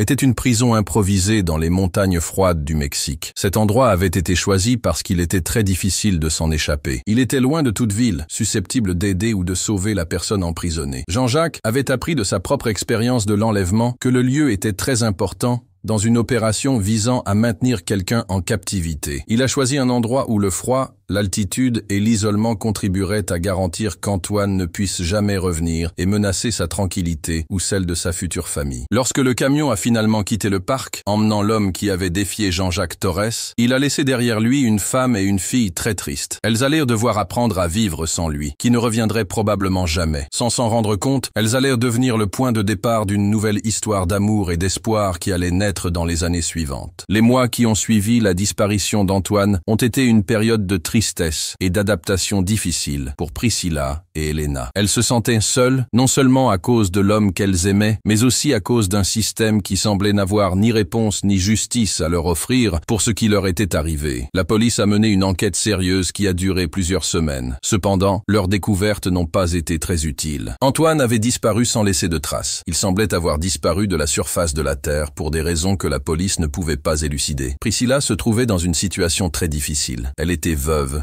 et se sentait toujours mariée. Elle était triste, mais en même temps pleine d'espoir. Elle devait élever sa fille dans un endroit où l'avenir était très incertain. Chaque jour pouvait apporter de mauvaises nouvelles ou des merveilles qui semblaient impossibles. Sans le salaire d'Antoine, l'argent de la famille s'est rapidement épuisé. La perte de leur maison leur a fait perdre toute la sécurité financière qu'ils avaient accumulée au fil des ans. Elena, quant à elle, faisait régulièrement des cauchemars dans lesquels des hommes vêtus de noir emmenaient son père. Ses peurs de son enfance lui causaient des crises d'angoisse. Elle passait également beaucoup de temps en silence. Cela rendait sa mère triste car elle se sentait impuissante face aux difficultés que traversait sa fille et qu'elle ne comprenait pas. C'est dans ce moment de grand désespoir que Jean-Jacques est apparu dans leur vie. Il n'était pas responsable de leur tristesse, mais c'était une personne bonne et mystérieuse. Son aide semblait venir de nulle part, comme une réponse à leurs prières. La proposition initiale est venue d'un avocat. Il s'est présenté comme le représentant d'un client qui ne souhaitait pas être identifié. Ce client avait été touché par leur situation. Il voulait les aider financièrement, mais n'attendait aucune reconnaissance ni remerciement public. La somme offerte était suffisante pour payer non seulement les dépenses courantes d'Elena, comme le loyer et la nourriture, mais aussi pour aider Elena à poursuivre ses études dans une bonne école privée. Priscilla pourrait ainsi prendre le temps de se remettre émotionnellement avant de chercher un emploi. La seule condition était que les deux filles acceptent que le donateur leur rende visite de temps en temps, discrètement, pour voir comment elles allaient. Cette condition semblait juste compte tenu de la grande générosité qui leur était offerte. Priscilla, qui se méfiait généralement des choses qui semblaient trop belles pour être vraies, se trouvait dans une situation où elle ne pouvait pas se soucier de sa fierté. En effet, sa fille traversait une période très difficile. À ce moment-là, elle n'avait pas le temps de penser à sa dignité ou à son indépendance. Lorsque Jean-Jacques a finalement révélé qu'il était l'ami secret, il l'a fait d'une manière qui avait pour but de provoquer un fort impact émotionnel. Il voulait minimiser tout lien avec les tristesses qui avaient affecté leur vie. Il s'est présenté comme un homme d'affaires très prospère. Il a dit avoir été ému par l'histoire d'Antoine après avoir lu la nouvelle de sa disparition dans les journaux locaux. Cette version de l'histoire contenait quelques informations véridiques qui la rendaient convaincante. Cependant, il a complètement omis ce qu'il avait fait pour provoquer les événements qui avaient conduit à leur situation actuelle. La première fois qu'il s'est présenté à la porte de la maison où il vivait, ce fut un moment spécial. Il avait une prestance qui montrait qu'il était respecté, mais il était aussi très gentil. C'était un homme d'âge mûr, bien habillé, qui semblait confiant et déterminé. C'était important à un moment où ses qualités n'étaient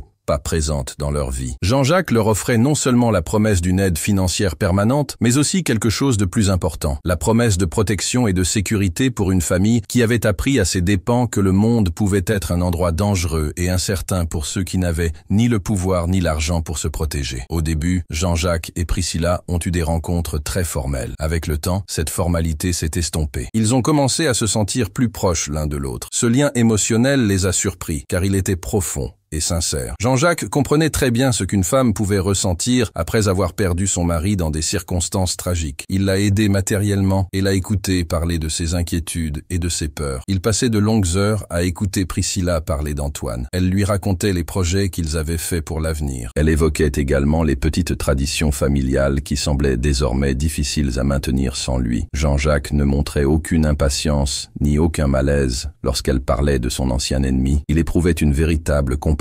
Il semblait se soucier de sa douleur, sans penser à lui-même, ni à son propre passé. Pour Priscilla, ces conversations étaient une occasion de faire face à sa tristesse. Elle lui montrait également qu'il existait encore des hommes gentils dans le monde, capables de se soucier des autres et de les comprendre. Elena, qui était au début timide et méfiante envers tout homme qui voulait entrer dans leur vie, a peu à peu commencé à réagir à la patience et à la gentillesse de Jean-Jacques. Cela a montré qu'elle avait grand besoin d'une figure paternelle ferme et fiable. Jean-Jacques n'a jamais cherché à précipiter une relation avec la petite fille. Il l'a laissé choisir comment se rapprocher de lui. Il a montré du respect pour ses sentiments et ses peurs. C'était très différent du monde des adultes, qui est toujours pressé et a beaucoup d'attentes. Ce monde a pesé sur Jean-Jacques depuis la disparition de son père. Quand Elena a recommencé à sourire devant Jean-Jacques, et quand elle a commencé à lui demander de l'aide pour faire ses devoirs ou pour lui raconter des histoires avant de s'endormir, ces petits gestes de confiance ont touché quelque chose de très profond chez cet homme. Cet homme avait perdu sa propre joie au cours des années difficiles qu'il avait passées dans la vengeance et la violence. Voir Elena sourire et jouer à nouveau était important pour Jean-Jacques. Cela montrait qu'elle redevenait une enfant innocente. Pour lui, c'était une façon de se sentir mieux, quelque chose dont il ne savait pas qu'il avait besoin. C'était l'occasion de faire partie de quelque chose de bien plutôt que de quelque chose de mal. Le moment où Priscilla et Jean-Jacques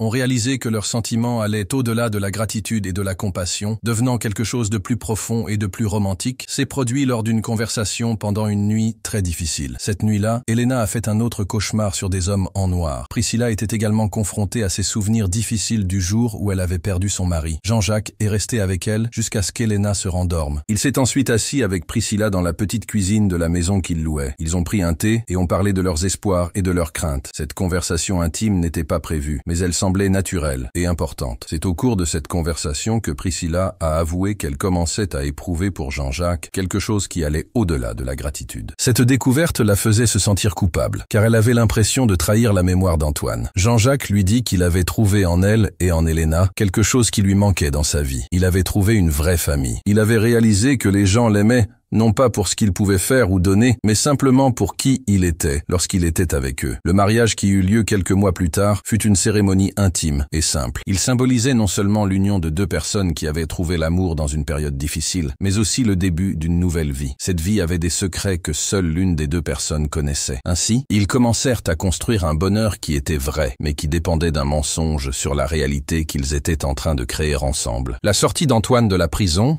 située dans les montagnes froides du Mexique, est une histoire impressionnante qui montre comment un être humain peut survivre. Elle a montré jusqu'où il pouvait aller avec son corps et son esprit. Il avait une volonté très forte de retourner auprès de sa famille. Pendant 5 mois de détention forcée, il a été détenu dans un endroit qui ressemblait à un mélange de prison militaire et de camp de concentration. Cet endroit avait été spécialement conçu pour briser la volonté de quiconque et rendre toute évasion très difficile, voire impossible. Les journées étaient longues et difficiles. Le froid était intense et la nourriture était mauvaise. Les gens se sentaient seuls, ce qui a fait perdre à de nombreux prisonniers ce qu'ils étaient auparavant. Ils sont devenus l'ombre d'eux-mêmes. Antoine avait quelque chose que ceux qui l'avaient capturé n'avaient pas réussi à lui enlever. Il avait une image très claire de Priscilla et Elena dans sa tête. Cette image était comme un lien émotionnel. Elle lui rappelait qu'il y avait des gens dans le monde qui avaient besoin de lui et qui attendaient son retour. Cette forte motivation est devenue plus puissante que toute douleur physique ou privation. Elle a nourri une volonté qui s'est renforcée chaque jour passé en captivité. Cette force a fini par être la raison d'une évasion qui allait affronter toutes les difficultés. L'occasion de s'échapper s'est présentée lors d'une violente tempête de neige. La neige rendait tout presque invisible et obligeait même les gardes les plus dévoués à chercher un abri pour se protéger du froid intense. Antoine a passé des semaines à observer le fonctionnement de la sécurité. Il a mémorisé les horaires auxquels les gardes changèrent de quart. Il a également repéré les endroits que la sécurité ne pouvait pas surveiller. Il a attendu calmement le moment où la nature l'aiderait au lieu de le gêner. L'évasion fut une incroyable preuve de planification et de courage. Chaque action fut pensée pour profiter de la confusion causée par la tempête. Lorsqu'il a réussi à franchir les barrières de sécurité et s'est lancé dans le paysage froid et difficile des montagnes mexicaines, Antoine savait qu'il avait troqué une prison pour une autre tout aussi risquée. Il était désormais un fugitif dans un endroit sauvage, où la nature était son pire ennemi. Chaque faux pas pouvait lui être fatal, que ce soit à cause du froid ou des animaux dangereux qui vivaient dans les hautes montagnes. Le voyage à travers la nature sauvage fut une expérience difficile qui dura 2 semaines. Ce périple mit à l'épreuve non seulement la force physique, mais aussi la force mentale. Antoine dut se battre contre de véritables ours. Ceux-ci voyaient en Antoine une menace pour leur territoire. Il utilisa les techniques de combat qu'il avait apprises pendant sa formation dans la police. Cependant, il a modifié ces techniques pour combattre des animaux beaucoup plus forts et dangereux que tous ceux qu'il avait affrontés auparavant. Les nuits étaient plus difficiles que les jours. Elles semblaient longues et très froides. Il luttait pour rester éveillé. Pour cela, il pensait plusieurs fois par jour au jour où il reverrait sa famille. Il voulait tellement serrer sa femme et sa fille dans ses bras. Il a réussi à survivre en mangeant ce qu'il trouvait. Il mangeait des racines, des insectes et de petits animaux qu'il attrapait avec des pièges qu'il fabriquait. Cette nourriture rudimentaire a aidé son corps à continuer de fonctionner. Pendant ce temps, son esprit restait concentré sur son rêve de rentrer chez lui. Lorsqu'il est sorti de la région montagneuse et a trouvé une route, il a réussi à arrêter un automobiliste qui l'a conduit jusqu'à la frontière. Antoine avait beaucoup changé à cause de ce qu'il avait vécu. Il était devenu un homme plus fort et plus déterminé. Il avait affronté des situations très difficiles et n'avait survécu que grâce à sa volonté. Le voyage de retour vers les États-Unis dura 10 jours. Il fit du stop dans des camions, voyagea en bus et marcha beaucoup sur des routes secondaires. Ce trajet lui donna le temps de réfléchir à son retour à la civilisation. Il a commencé à imaginer ce qu'il trouverait à son arrivée. Pendant leur voyage en solitaire, Antoine a beaucoup pensé à ce que ce serait de revoir Priscilla et Elena. Il s'est imaginé à quel point elles seraient heureuses et soulagées d'apprendre qu'il avait réussi à survivre et à échapper à ceux qui l'avaient emprisonné. Il rêvait de longues étreintes.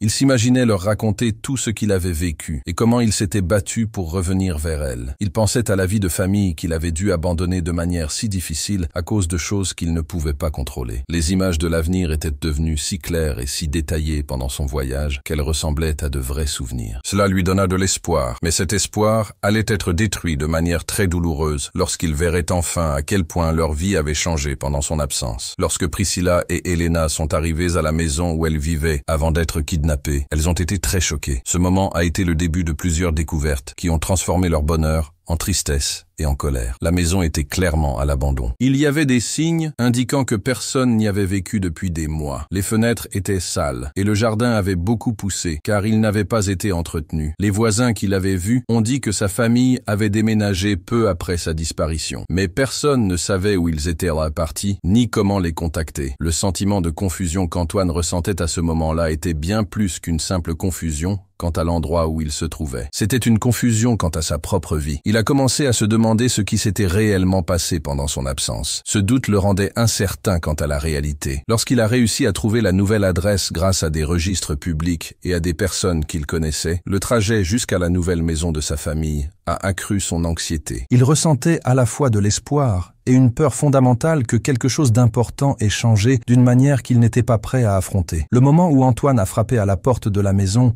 où vivaient Priscilla et Elena restera à jamais gravé dans sa mémoire. C'est à cet instant que tout ce qu'il savait de la réalité, de la famille et de l'amour a complètement basculé. Lorsque la porte s'ouvrit, Priscilla apparut, mais aussi Jean-Jacques. C'était l'homme qui était devenu son ennemi, celui qui avait causé tant de problèmes dans la vie d'Antoine. Jean-Jacques se tenait près de sa femme, montrant qu'ils avaient une relation étroite. Antoine ressentit un choc très violent. Ce choc fut plus fort que toute la douleur qu'il avait éprouvée pendant les mois où il avait été prisonnier. La situation empira encore lorsqu'il découvrit que Priscilla était clairement enceinte. Elle attendait un enfant qui n'était pas de lui. Cette nouvelle ne signifiait pas seulement qu'il avait perdu sa femme, mais aussi qu'une nouvelle famille était en train de se former, le laissant complètement à l'écart. La colère qui l'envahit à ce moment-là n'était pas seulement due à une trahison personnelle. Elle était également liée au fait que sa propre vie avait changé pendant son emprisonnement loin de chez lui. Il réalisa que sa famille lui avait été enlevée et que quelqu'un avait détruit sa vie, en planifiant tout cela avec soin et dans les moindres détails. La vague de violence qui a suivi la découverte d'Antoine était une manifestation évidente d'une rage qui avait grandi pendant des mois de souffrance physique et émotionnelle. Cette rage s'est déchaînée dans une situation familiale qui représentait la trahison totale qu'il pouvait comprendre. Antoine est entré dans la maison sans dire un mot. Il ressemblait à une force de la nature incontrôlable. Il a cassé les meubles et déchiré les photos qui montraient à la nouvelle famille souriante. Il a détruit tout ce qui lui rappelait la vie que Jean-Jacques s'était construite après tant de souffrances. Priscilla criait de peur et de confusion. Elle essayait de protéger son ventre où grandissait un enfant. Elle regardait l'homme qu'elle avait aimé. Il était en train de se transformer en une créature que personne ne reconnaissait. Il était rempli de rage et semait la destruction. Elena a pris peur et s'est cachée derrière Jean-Jacques. Elle pleurait parce qu'elle voyait son père. Elle avait passé des mois à penser et à attendre qu'il agisse comme un monstre. Ce monstre mettait en danger la seule famille dont elle se souvenait. La bagarre entre Antoine et Jean-Jacques fut très violente et simple. C'étaient deux hommes qui ne pensaient plus à être polis. Ils se battirent sans se soucier de ce qui pourrait arriver après. Chaque coup de poing était chargé de mots de colère et d'envie de faire mal. Quand Antoine a finalement quitté la maison, il avait causé beaucoup de dégâts autour de lui et aussi dans les émotions des gens. Il avait déjà un plan de vengeance en tête. Ce plan serait encore plus cruel et plus grand que tout ce qui lui était arrivé auparavant. Alors qu'il essayait de survivre dans les montagnes du Mexique, il s'est rendu compte que la civilisation n'était qu'une mince couche recouvrant les instincts primaires de survie et de pouvoir. Il pensait que la véritable justice ne pouvait être rendue que par des moyens qui allaient au-delà des lois ou des règles imposées par la société. La découverte que Jean-Jacques avait non seulement détruit sa carrière et l'avait fait emprisonner, mais aussi lui avait enlevé sa famille et s'était construit une nouvelle vie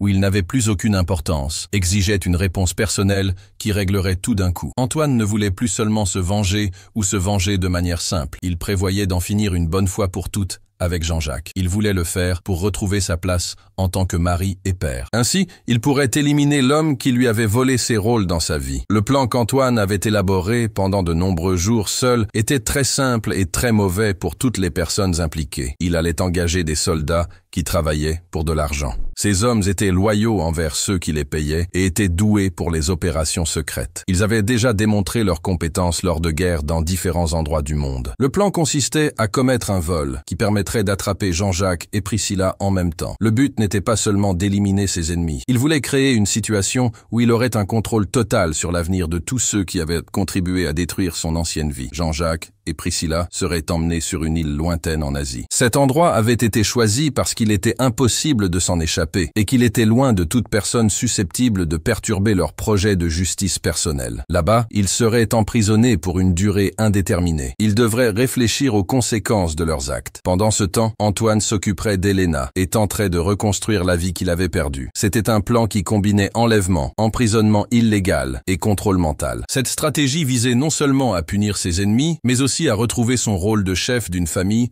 qui avait été détruite par des événements qu'il ne pouvait pas contrôler. Pour mettre ce plan à exécution, Antoine a dû se lier d'amitié avec des personnes issues du milieu criminel. Ces personnes étaient aussi influentes que le réseau de Jean-Jacques lui-même. Cela a démontré la force de volonté d'Antoine et à quel point il avait changé pendant les mois où il avait été emprisonné et avait lutté pour survivre. Il a appris pendant son séjour au Mexique que beaucoup de gens sont prêts à tout pour de l'argent. Il s'est également rendu compte que peu de gens ont une morale lorsqu'ils doivent survivre ou ont la possibilité de gagner beaucoup d'argent. Les soldats qu'il a engagés étaient des personnes expérimentées qui avaient passé de nombreuses années dans des combats. Ils ne considéraient pas leur travail comme un crime. Pour eux, ce n'était qu'un contrat de plus dans un métier fait de violence et d'élimination des personnes gênantes. L'argent nécessaire pour financer l'opération provenait de sources qu'Antoine avait découverte pendant son passage dans la police. Il avait des contacts dans le milieu criminel qui lui devaient des faveurs ou qui pouvaient être convaincus de participer à une opération promettant de bons résultats et la satisfaction de tous les participants. Le lieu choisi pour planifier et mener à bien l'enlèvement était un entrepôt vide dans une zone industrielle de la ville. Cet endroit offrait une grande discrétion et permettait de transporter facilement les personnes enlevées hors du pays sans que les autorités ne s'en aperçoivent. Pendant des semaines, Antoine et son groupe de soldats ont transformé cet endroit en centre de commandement militaire. Ils y ont installé des cartes détaillées, des appareils de communication, des armes spéciales et toutes les ressources nécessaires pour mener à bien une opération qui serait aussi efficace que n'importe quelle mission militaire professionnelle. Les murs de l'entrepôt ont été recouverts de nombreuses photos de Jean-Jacques et Priscilla. Des horaires indiquant leurs activités quotidiennes ont également été affichés. Il y avait même des plans des maisons où ils vivaient et des tableaux indiquant quand et où il était le plus facile et le plus sûr de les récupérer. C'était une incroyable démonstration de planification minutieuse. Cela montrait l'intelligence d'Antoine. Cela montrait également à quel point il voulait que son plan soit exécuté à la perfection.